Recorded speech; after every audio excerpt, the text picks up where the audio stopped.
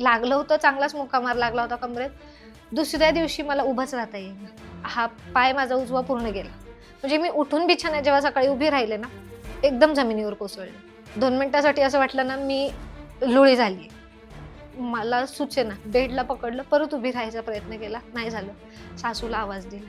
म्हटलं, "आई मला उभं राहता येत नाही अजिबात." म्हणले, "ह्या पायामध्ये जीव नाहीये. काल त्यांनी मारलंय ना, ते दुखतंय, त्रास पण होतोय मला." तर मला म्हणे, "आता रडू नको सकाळी." तो खाली आला ना, त्याला परत राग येईल. तो आला खाली, मग म्हणे आईला सांगितलं, "एकही काम घरातलं तू करायचं नाही. तू जर काम करताना दिसली मी तिला अजून मारणार." दुसऱ्या दिवशी त्याला ते जेवणाची चव वगैरे कळली, सगळं आईने केलंय समजलं. दुसऱ्या दिवशी गेलाच नाही. आणि सासूला, की "तू पोरीला घेऊन बस, तू काय करायचं ती करणार." मला अक्षरशः मी आहे ना, असं एका हाताने आहे ना, किचन वट्ट्याला पकडून उभी होते आणि एका हाताने पीठ मळून मी एका हाताने चपाती लाटली होती. माझ्यामध्ये त्राण नव्हता. मी एका पायावर उभी होते. उभं राहता येत नव्हतं कमरेने आणि दवाखाना तर लांबच.